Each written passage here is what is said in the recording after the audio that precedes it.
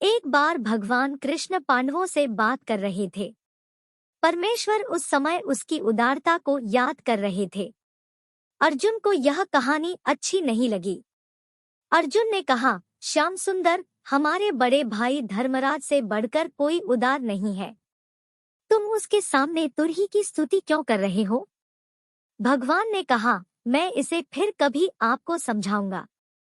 कुछ दिनों बाद अर्जुन श्री कृष्ण धर्मराज के साथ एक ब्राह्मण के वेश में युधिष्ठिर के महल में जाता है।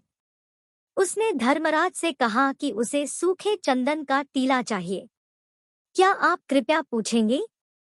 उस दिन तेज बारिश हो रही थी। कहीं से लकड़ी लाएंगे तो वह गीली हो जाएगी। राजा युधिष्ठिर ने राज्य में सेवकों को भेजा, लेकिन संयोग यह रहा कि चंदन की सूखी लकड़ी को आधे से ज्यादा नहीं मिले। युधिष्ठिर ने हाथ जोड़कर कहा, आज सूखा चंदन नहीं मिलता।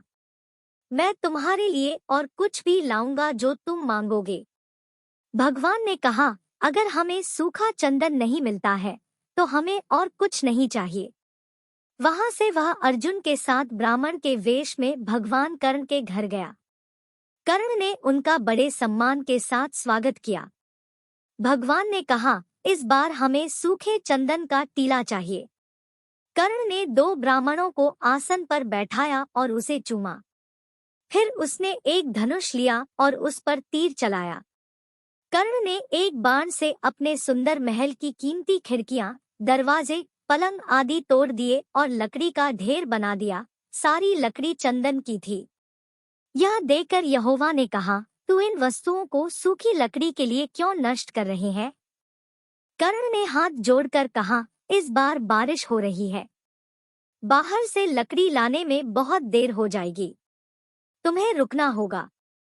इन चीजों की मरम्मत तो की जा सकती है, लेकिन मेरे पास आया मेहमान निराश हो जाए या इससे पीड़ित हो जाए तो मेरे मन से दुख दूर नहीं होगा।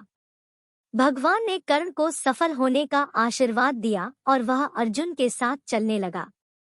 उन्होंने अर्जुन से कहा, जब आपने अर्जुन को देखा तो धर्मराज युधिष्ठिर के महल के दरवाजे और खिड़कियां चंदन के बने थे।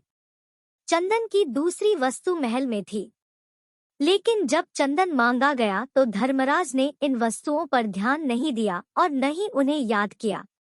लेकिन कर्ण ने उसका कीमती सामान तोड़ दिया और उसे लकड़ी दे दी। कर्ण स्वभाव से उदार है और धर्मराज युधिष्ठिर सोच समझकर अपने धर्म का पालन करते हैं। इसलिए मैं तुरही की स्तुति करता हूँ। सिख अपने कर्तव्य के प्रति उदार स्वभाव रखना चाहिए।